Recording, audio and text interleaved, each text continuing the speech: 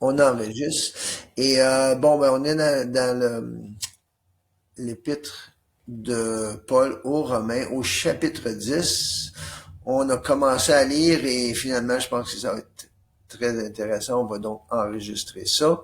Et on avait lu les premiers 4 versets. On a discuté un peu là-dessus, sur la justice, comment que Christ est la fin de la loi pour la justification de tous ceux qui croient. Ici, l'emphase qui va ressortir dans les prochains versets, c'est que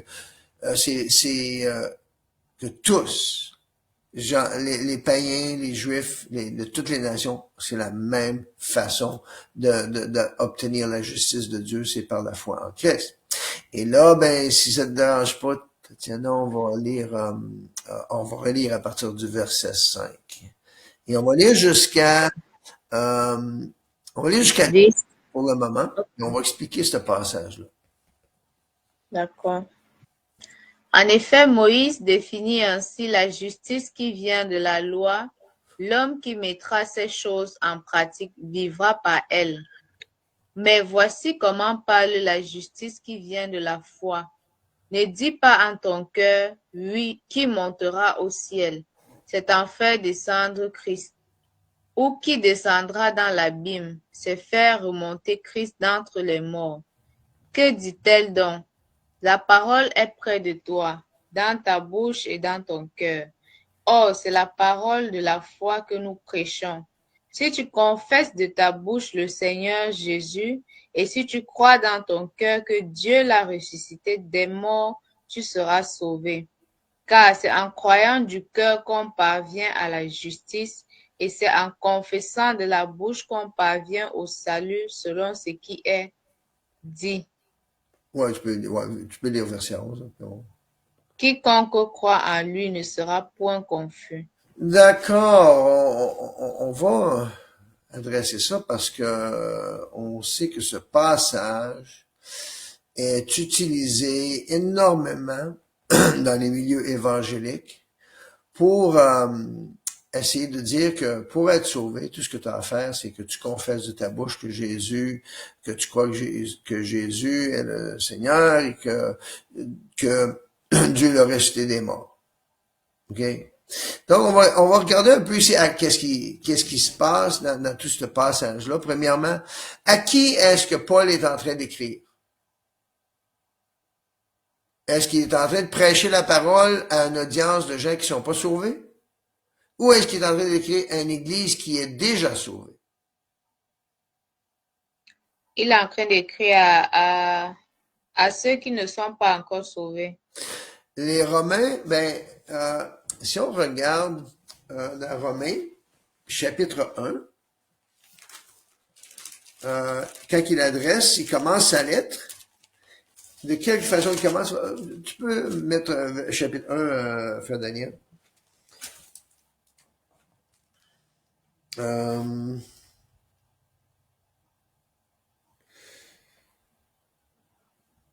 et il y a sûrement d'autres plein de places parce que il est en train d'écrire à des frères. Oui. Donc, c'est des gens qui sont déjà sauvés. Ah, qui sont déjà sauvés. Oui. Tu sais, il commence sa lettre, dit Paul, serviteur de Jésus-Christ. Un peu, où est-ce que ça... Être apôtre mis à part pour annoncer l'évangile de Dieu. Oui. Et on peut lire, Qui regarde verset 7. Ben, attends un peu, lis verset 5 à 7. Ok. Verset 5. Par qui nous avons reçu la grâce de l'apostolat pour amener en son nom à l'obéissance de la foi tous les païens, pour tous les païens, parmi lesquels vous êtes aussi, vous qui avez été appelés par Jésus-Christ. À tous ceux qui à Rome sont bien-aimés de Dieu, appelés à être saints, que la grâce et la paix vous soient données de la part de Dieu notre Seigneur Jésus-Christ. OK, donc, euh, c'est... Ouais, OK, il manque une petite partie, OK. Et donc, à qui il parle? Il dit, vous êtes aussi parmi ceux-là qui ont été appelés à être, à venir à l'obéissance de la foi en Jésus-Christ. OK? Il dit, vous qui avez été appelés par Jésus-Christ. Donc, il parle à des gens qui ont déjà reçu l'appel de Jésus-Christ, qui sont à Rome, qui sont bien-aimés de Dieu, qui sont appelés à être saints. OK? Donc, il écrit une lettre à l'Église qui est à Rome. OK? Et donc, c'est pas à des gens qui ne connaissent pas le Seigneur, qui entendent l'Évangile, puis qui demandent comment on fait pour être sauvé. C'est des gens qui sont déjà sauvés. OK? Mais il amène un principe. Ici, on va retourner au chapitre 10. OK? Parce que c'est vrai, c'est intéressant de regarder à ça, comment c'est. Le contexte est très important et l'audience est aussi importante. Des fois, c'est sûr que l'audience va au-delà de l'audience immédiate, surtout quand on parle de textes prophétiques, parce que ça peut être aussi adressé à des gens qui sont là dans le temps où les prophéties vont s'accomplir. Okay? Mais dans ce cas-ci, il est en train de parler de la situation qui se passe à Rome, dans le temps de son vivant, que lui, il est là, et que les Juifs sont là qui ne veulent pas se soumettre à Dieu pour être justifiés par la foi en Jésus-Christ, mais la foi en Jésus requiert aussi une obéissance à Dieu. Est-ce que ça fait du sens? Mais bon, ce que je ne comprends pas bien, c'est que si c'est au frère qui avait déjà cru, pourquoi il leur demande si tu crois et que tu confesses de ton cœur? Il est en train de citer un passage de l'Ancien Testament. Il amène des ok. Il n'est pas en train de le dire de faire ça. Il est en train de, on va regarder à travers tout ça. Parce que là, il est en train de parler un peu du combat entre les Juifs et la division entre les Juifs et les non-Juifs. OK? Parce que là, il dit que les Juifs, eux autres, ils veulent se justifier, établir leur propre justice par la loi. Et ils essayent d'imposer aux chrétiens de se faire circoncire, de suivre la loi, d'observer les fêtes, les sabbats, et toutes ces choses. Et il dit, il dit, verset 4, il dit, Christ est la fin de la loi.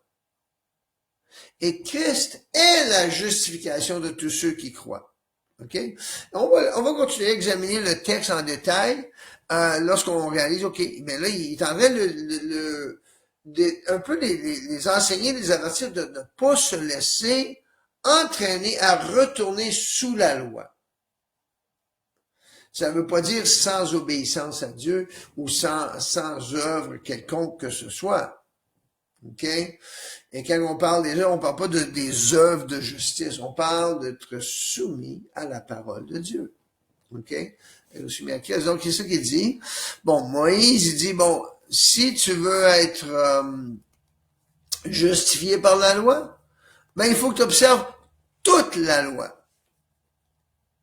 Hein? Ouais. Tu en pratiques toute la loi, puis quand tu manques, qu'est-ce qu'il faut que tu fasses? Sous la loi? Tu observes toute la loi. Puis si tu l'as manqué, puis parce que tout le monde la manque à un moment donné, hein, tout le monde va avoir fait quelque chose qui transgresse. Oui, il faut croire en Jésus-Christ. Donc, il est la loi. C'est ça qui est le point, mais s'ils ont transgressé la loi, ben qu'est-ce qu'il faut qu'ils fassent maintenant? Se repentir. Ben ouais, ben ça, c'est parce que là, c'est le mélange des deux alliances. Oui. Parce que dans la loi, si tu as transgressé, ben ça te prend un temple. Puis ça te prend des sacrificateurs selon l'ordre d'Aaron. Et ça te prend un sacrifice que tu emmènes pour te justifier, pour la conséquence de ton péché, de ton manquement. Oui, pour demander pardon. Donc, mais là, c'est pour ça qu'il dit, ben regarde, si tu vas pratiquer toute la loi, ben il faut que tu la pratiques tout au complet, incluant la façon de régler le problème du péché. Et c'est pour ça que l'ancienne alliance et la nouvelle alliance sont complètement séparées l'une de l'autre. Ben, elles sont différentes. Ils ont les mêmes bases, du sens que tu as un sacrifice, tu as un sacrificateur, et tu as un temple, mais qui est dans le ciel, dans la Nouvelle Alliance et tout ça, et ce qui est pas enseigné comme de raison non plus dans les églises, parce qu'ils mélangent, ils comprennent pas la similarité des deux alliances, mais qui sont sont différentes, mais il y a les mêmes éléments. OK? Et là, il dit, si tu veux suivre la loi de Moïse, ben, il faut aussi que tu sois justifié ensuite par la loi de Moïse. Et comment ils étaient justifiés après qu'ils avaient péché? Ils amenaient le sacrifice qui était prescrit par Moïse pour leur péché. OK? Donc, c'est là qu'il dit, Moïse définit qu'il faut que tu mettes tout en pratique. Hein? Il dit, ces choses, l'homme qui mettra ces choses en pratique vivra par elles. Okay? Mais là, il dit, mais voici comment parle la justice qui vient de la foi. Là, il parle pas de comment être sauvé. Il parle de la justice qui vient de la foi. Okay? Il dit, dis pas dans ton cœur, qui montera au ciel? Ben, celui qui est-ce qui est monté au ciel après la mort, sa mort et sa résurrection? C'est Jésus. Il est le premier-né d'entre les morts. Il n'y a personne qui est encore là. Il dit ensuite, qui descendra dans l'abîme? C'est d'en faire remonter Christ entre les morts. Il est allé, mais il est monté au ciel aussi. Okay? Donc, toute l'œuvre du salut a été faite par Jésus. C'est plus question de la loi de Moïse et tout ça, que nous, on va, si on regarde la loi de Moïse, on va aller au ciel. On va être sauvé. Ou si on transgresse la loi de Moïse, on va aller, c'est par rapport à Jésus-Christ que notre foi, elle est fondée. Maintenant, on va continuer. La foi, OK. Qu'est-ce que la foi dit? Et c'est là qu'on souvent, sans prendre le contexte, là, il parle de la loi, de la foi. Il dit, que dit-elle donc? La parole est près de toi, dans ta bouche et dans ton cœur. Or, c'est la parole de la foi que nous prêchons. À qui? Il parle de ça à l'Église qui est à Rome. Si tu confesses de ta bouche le Seigneur Jésus, et si tu crois dans ton cœur que Dieu l'a ressuscité des morts, les gens ils vont dire, tu es sauvé. Mais c'est pas ce qui est écrit, hein? Il est écrit, tu seras sauvé. Oui. Et je me souviens, j'avais rencontré quelqu'un, un moment donné, j'étais dans le coin de Détroit, puis il se met à me dire ça, il dit, ah oui, il dit, tu es sauvé.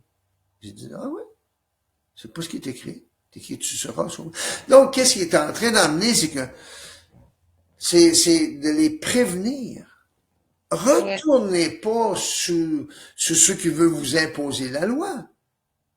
Mais si vous manquez, si vous avez tombé, il dit, si vous avez fait quelque chose qui vous amène à la condamnation, c'est le Seigneur Jésus. C'est lui que Dieu a ressuscité d'entre les morts. C'est lui qui n'a point péché et que Dieu a ressuscité d'entre les morts. Et tu continues comme tu dis, on se repent, on confesse, on demande à Dieu au nom de Jésus, à cause de Jésus, de nous garder, et il le fait. Et donc, c'est ça ici qu'il est en train de parler à l'Église. Tu retournes pas à penser qu'il faut que tu gardes telle loi, telle loi, telle loi, telle loi. Si tu marches par l'Esprit, tu accompliras pas les désirs de la chair qui nous conduisent toujours à transgresser. Okay? Et donc, et c'est là que notre foi, on la met. Et est-ce que j'ai des luttes moi-même? Oui, des fois, je me dis, mais j'en fais pas assez, ou je suis pas assez. Oh Seigneur, j'ai fait tellement d'erreurs et tout ça. Là, pour ça, la paix revient. Je dis, Seigneur, il y a quelque chose de plus grand que mes manquements. Et c'est ça que c'est. Là, mais il y a le Seigneur Jésus-Christ que lui a accompli la loi. Et que Dieu nous impute sa justice. et l'a prouvé en le ressuscitant des morts. Et ça, c'est ça que c'est dans le fond. C'est pas une petite formule magique qu'il est en train de donner. Il est en train de donner un peu une condition de garder notre cœur dans cette direction-là. On a commencé par la foi et par la confession, on continue. Mais il y a personne qui a entendu un message comme ça. Là. Quand tu lis le livre des Actes, là, il y a absolument aucun message que les apôtres ont prêché qui a dit ça. Est-ce que tu es d'accord avec ça? Parce que la seule place qu'on peut trouver où les apôtres ont prêché la parole à des gens qui n'étaient pas sauvés, c'est dans le livre des Actes. Toutes les autres, à partir de Romains jusqu'à Jude, c'était des instructions à des gens, particuliers comme on avait lu au début tout à l'heure, soit des églises, soit des individus, soit des groupes. À un moment donné, que Pierre il a écrit aux 12 tribus qui sont dispersées. Donc, c'est des Juifs, dans le fond, plus pas aux 12 tribus, mais aux tribus ceux qui sont dispersés parmi les nations. Ben, ça parle des Samaritains dans le fond. Et donc là, puis ça, l'Épître aux Romains, c'est une lettre qui est écrite à des frères qui sont à l'Église qui est à Rome. Ok. Et il leur dit, il les exhorte à continuer dans la foi, à confesser que leur espérance est en Jésus-Christ, parce que Dieu l'a ressuscité des morts, et que c'est pas en retournant sous les observances de la loi qu'ils vont trouver la justification. Ça fait-tu du sens? Oui. Et c'est très répandu, c'est très, très répandu d'utiliser ce passage-là pour dire, bon, voilà, tu es sauvé. Tu as confessé ta bouche que Jésus est Seigneur et que Dieu l'a ressuscité des morts, donc tu es sauvé. Mais c'est pas comme ça que les apôtres ont enseigné le salut. Oui, parce que aussi, une fois, je marchais en route et comme il y a les gens qui évangélisent, ils m'ont interpellé pour m'évangéliser. Okay. Et eux aussi ils m'ont dit pareil, que si tu crois, est-ce que tu crois déjà que Jésus-Christ est Seigneur et qu'il est notre Sauveur? J'ai dit oui, je crois. Ils ont dit que, mais alors tu es déjà sauvé. Et j'ai dit que est-ce que c'est si simple? Et je leur demande, est-ce que c'est si simple? Donc, même si je dis que je crois que Jésus-Christ est notre Seigneur et notre Sauveur et que je continue de pécher, je suis sauvé. Ils me disent que, comment tu sais que tu pêches? Je dis que, mais il y a des actes que je pose que je sais que c'est le péché. Ils disent que, mais c'est pas à toi de te juger, c'est Dieu qui juge. Et donc, ce que la parole dit, et je les ai dit non, moi je crois que ça marche pas comme ça. Non, exactement. Il ne faut pas juste dire ça et croire qu'on est déjà sauvé. C'est une grande séduction. Et même Oui. l'apôtre Jacques, qui était vraiment le frère de Jésus-Christ, à Jacques 2,19, qui dit, tu crois qu'il y a un seul Dieu, tu fais bien. Les démons le croient aussi et ils tremblent. Est-ce que les démons sont sauvés? Non. Voilà. Ils croient. Ils sont très croyants, les démons. Oui. Et ils croient, ils tremblent même aussi. Exact. Et voilà. Donc ces questions, et c'est parce que ces gens-là ne comprennent pas qu'il y a question d'entrer dans une alliance.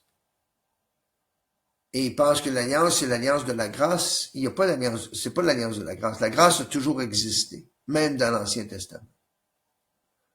Oui. Mais maintenant, elle est répandue en plus grande mesure. C'est quand même pas l'alliance de la grâce, c'est l'alliance de l'Esprit. Et l'importance aussi que l'on prenne le nom de Jésus sur nous. D'accord? Et donc, là, on va prendre ça, puis là, on arrive aux versions, ce qui dit, bon, ben, c'est parce qu'il est écrit, selon ce que dit l'Écriture, au verset 10, dit, quiconque croit en lui ne sera point confus.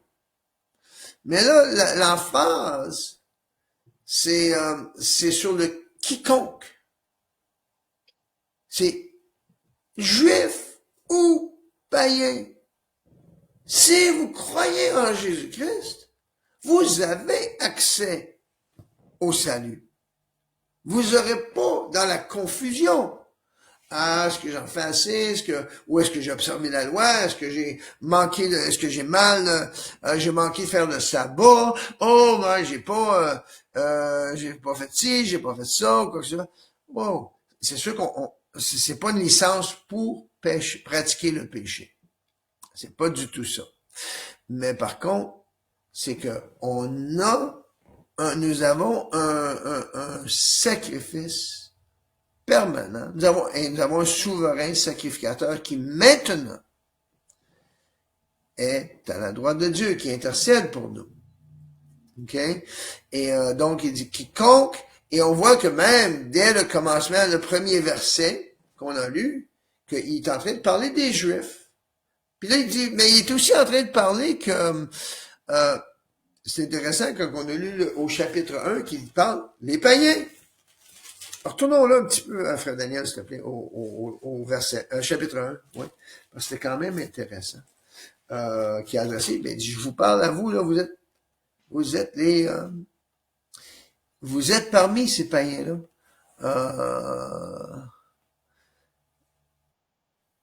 au verset 5, il disait par qui nous avons reçu la grâce et l'apostolat pour amener en son nom à l'obéissance de la foi, tu vois? C'est pas juste la confession de la foi, c'est l'obéissance de la foi. Tous les païens, parmi lesquels vous êtes aussi, vous qui avez été appelés par Jésus-Christ. Donc, l'Église de Rome était en grande partie des païens, des non-juifs. Quand on dit païens, on veut dire non-juifs. Hein? Et il dit, mais il y avait un problème. Il y avait quand même beaucoup de Juifs dans l'Église à Rome, ou à Rome, qui étaient là, qui voulaient judaïser et emmener l'Église sous le joug de la loi de Moïse. Okay?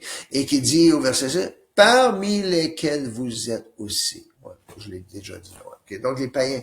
OK? Fait qu'on revient au chapitre 10 pour manger quand il dit quiconque, l'enfant, c'est vous n'avez pas affaire à devenir juif pour être sauvé. Vous n'avez pas d'affaire à devenir à judaïser pour commencer à être sauvé. Très bon, c'est bon ça, ouais. Et on était au verset 11 qui dit car quiconque invoquera le nom du Seigneur sera sauvé. Donc l'enfant, c'est pas juste pour dire OK, vous avez invoqué le nom du Seigneur, vous êtes sauvé. Non, c'est pas ce que je veux dire. Le point est que tu sois juif, que tu sois grec, que tu sois canadien, que tu sois français, que tu sois camerounais, ça n'a pas d'importance. Tu invoques le nom du Seigneur et tu vas parvenir au salut en obéissant à quoi? À la foi. Comme il dit, c'est écrit au chapitre 1, l'obéissance de la foi. Verset 14. On va lire quelques versets ici. C'est là c'est ça qui nous a amené ici. Ouais. C'est très bon, très bon. Vas-y à ça, Tatiana. OK. Verset 14.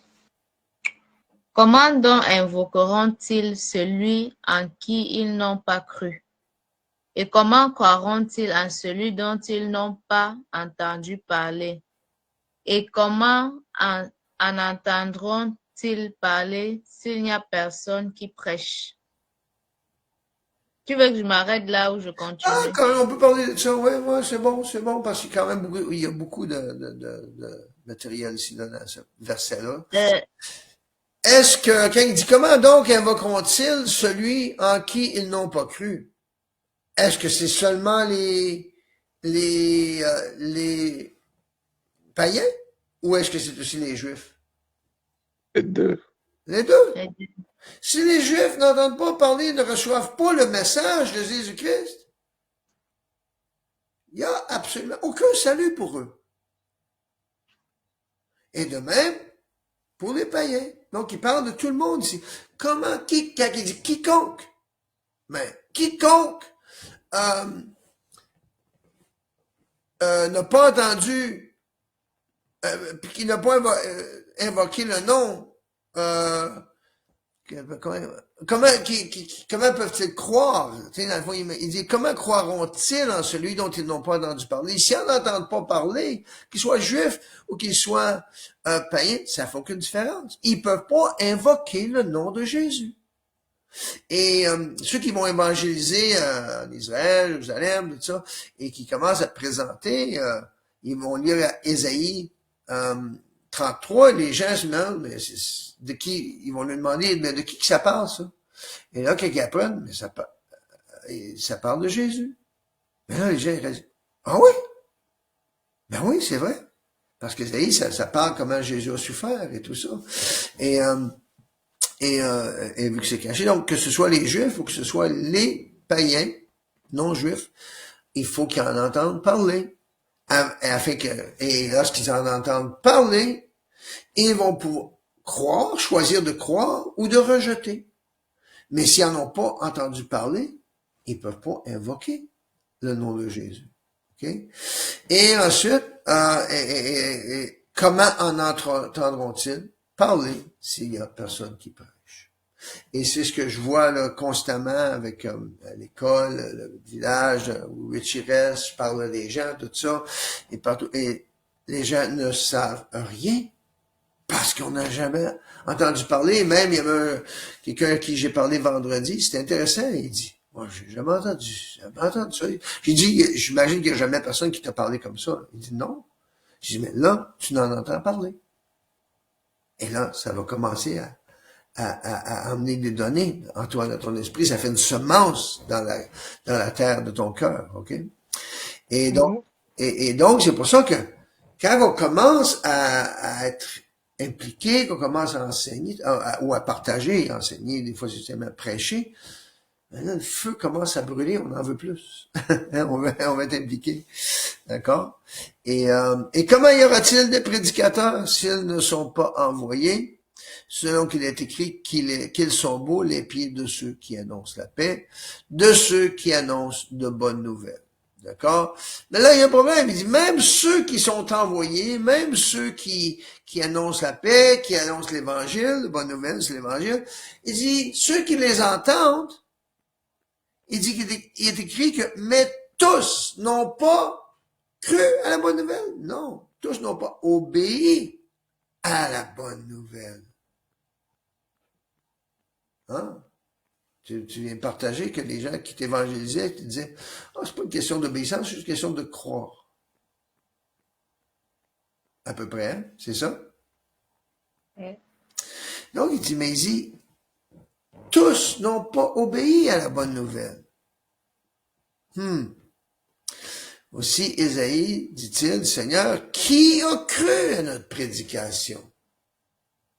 Donc ça, même dans l'Ancien Testament, hein, même dans les prophéties d'Ésaïe, Ésaïe 53, c'est un chapitre qui est interdit en Israël, dans le judaïsme, qui peuvent pas lire, qui ont éliminé ce chapitre-là, parce que c'est trop évident que ça parle de Jésus. OK? Et c'est un chapitre qu'ils évitent. Je dis interdit peut-être pas, je sais pas si c'est interdit, mais ils évitent, ils enseignent jamais de ça, ils parlent jamais d'Ésaïe 53. Parce qu'ils veulent pas un Messie qui va souffrir, ils veulent un Messie qui va le montrer à régner sur le monde. OK? Pas tous, évidemment, il y en a qui sont sincères. OK? Mais là, il ajoute, il dit, ainsi la foi vient de ce qu'on entend. Wow, ça fait de plus en plus de sens quand on met tout ça ensemble. Hein? Il dit, ce qu'on entend vient de la parole de Christ. Donc, tu parles aux gens, et qu'est-ce qui se passe? Tu sèmes, t'arroses, tu mets de l'engrais chimique, de l'engrais organique. Oui. Tu sèmes et tu mets de l'engrais et tu mets t'arroses et tout ça. Et d'un coup, la foi, comme tu as mentionné, si les gens avaient entendu parler, il y aurait beaucoup plus de gens qui se seraient convertis, qui suivraient le Seigneur, s'il y avait une expérience, comme ils sont supposés d'être dans dans ce qu'on lit dans le Nouveau Testament, au livre des Actes et tout ça. Les gens choisissent malheureusement l'incrédulité. Ah, on va croire en Jésus, mais on ne croira pas en sa puissance ou en toutes les choses toutes les promesses de Dieu. Okay. Ainsi, la foi vient de ce qu'on entend vient de la parole de Christ ou de la parole de Dieu dans d'autres versions. Je pense que ce qui est probablement plus adéquat. Mais quoi que la parole de Christ, Christ prononçait la parole de Dieu. Okay. Mais je dis, n'ont-ils pas entendu? Au contraire, leur voix est allée par toute la terre et leur parole jusqu'aux extrémités du monde. Ah, excuse-moi, c'est moi qui t'es en train de lire. C'est toi.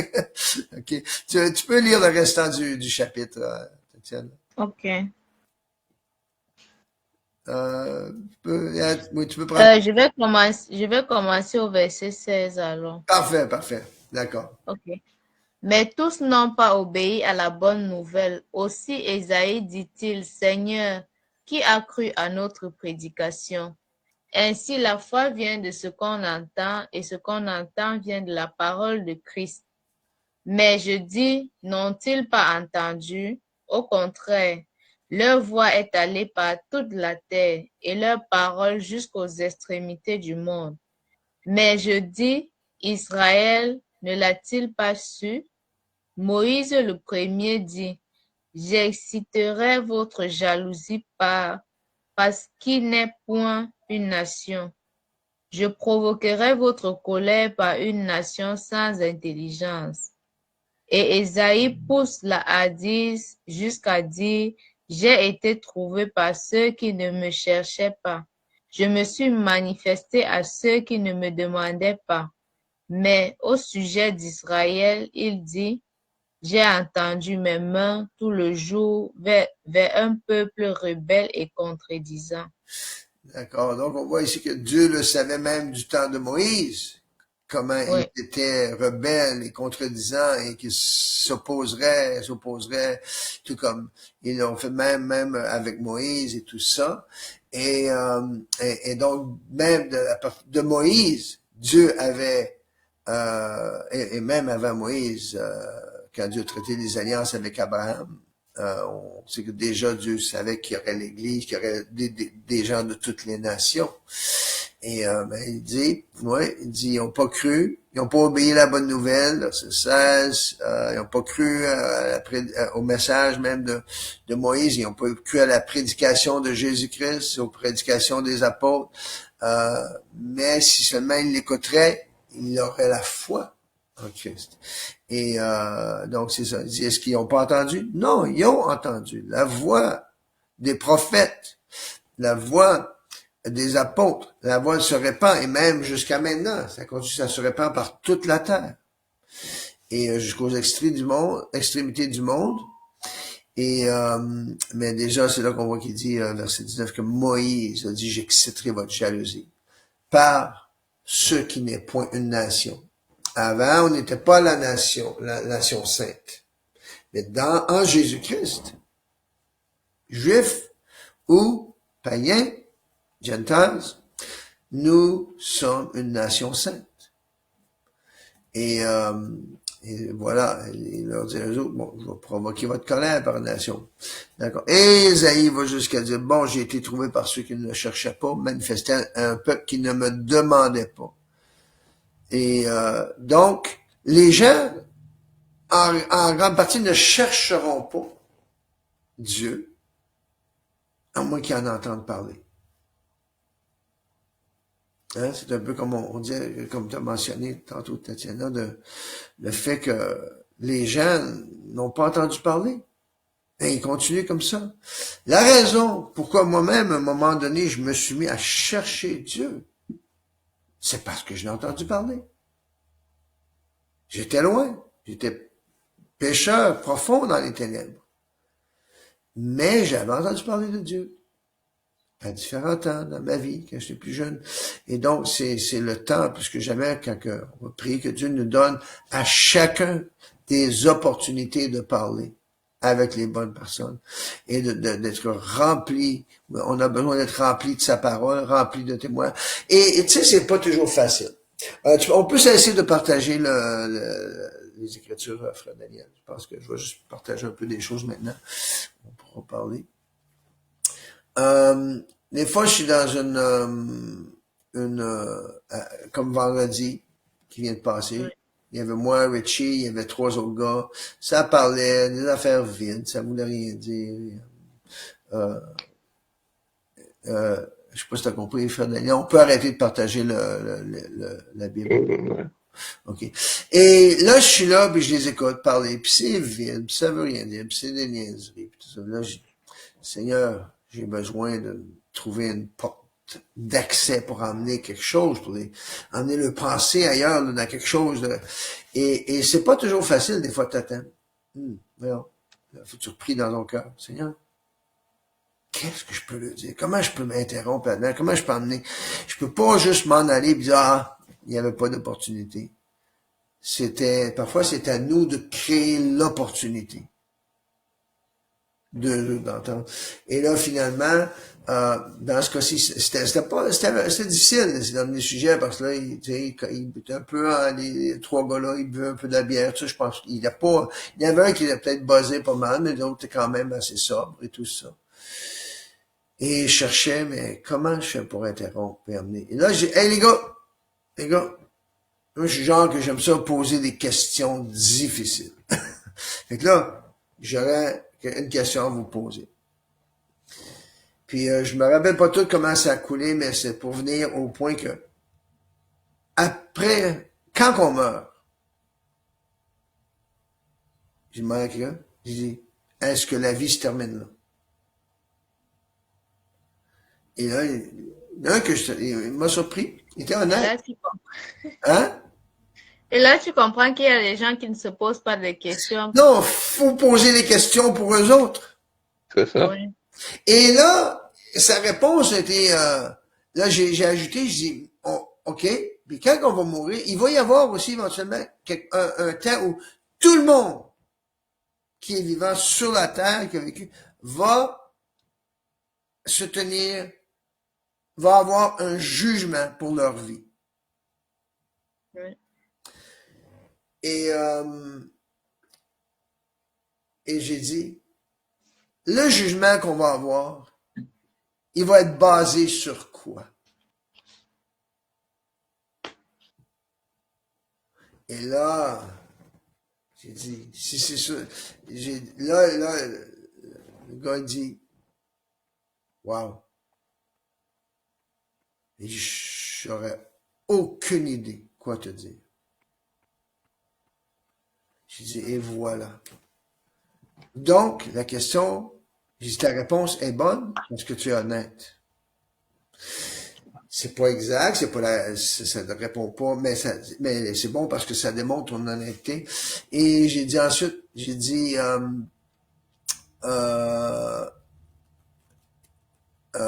comment donc j'ai dit, ça veut dire, ta réponse veut dire que il faut que je pose une autre question.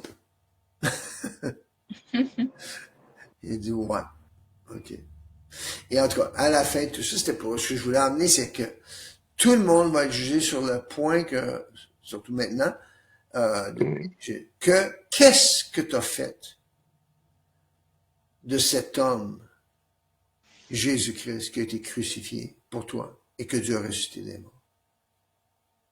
Ça, c'est la base du jugement de tous les hommes.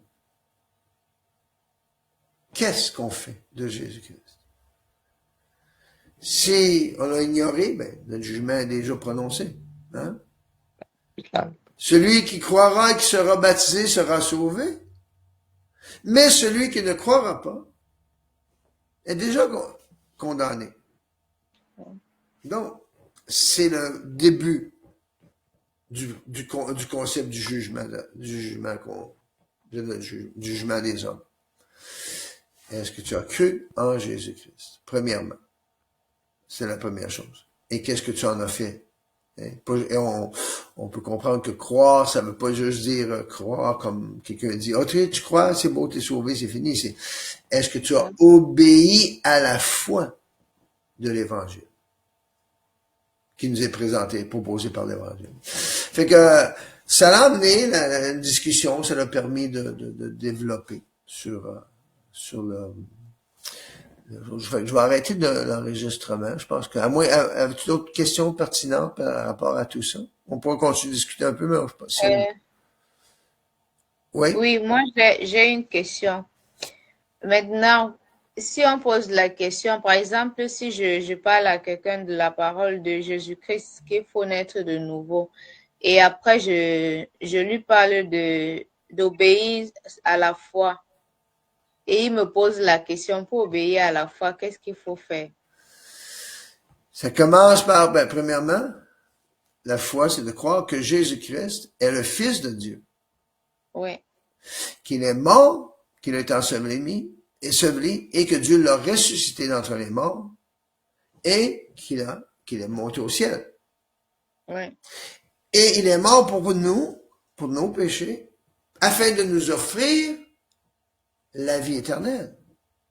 oui, Et de là, on peut continuer à développer, mais à la base, c'est ça. La foi, on croit, ça commence par croire. Ensuite, obéir, ben, le commandement, c'est repentez-vous. Et ensuite, que chacun de vous soit baptisé au nom de Jésus-Christ pour le pardon des péchés. oui, Et il y a la promesse. C'est l'esprit et la promesse est pour tous. Et dans le fond, oui, c'est ça que Romain décrit ici, il dit que quiconque, même chose que Pierre, la promesse est pour vous, pour vos enfants, pour tous ceux qui sont au loin, en aussi grand nombre. C'est ça, c'est quiconque. N'importe qui. N'importe qui peut avoir accès au royaume de Dieu en Jésus-Christ. Pas besoin de devenir juif. Pas besoin de judaïser. Pas besoin de se mettre sur le joug de la loi. Jésus l'a accompli. Et, tout, oui, et quand on marche avec lui, il nous guide dans la justice. Et quand on a commencé de marcher avec lui, il nous conduit et si on désobéit, il va nous corriger pour nous oui, ramener, pour nous enseigner. Et ok. ça répond en principe, là. Oui, oui, oui, c'est vrai. Moi, OK, je vais arrêter l'enregistrement. C'était bon. OK. 42 minutes, je pensais que c'était plus long que ça. C'est bon. OK.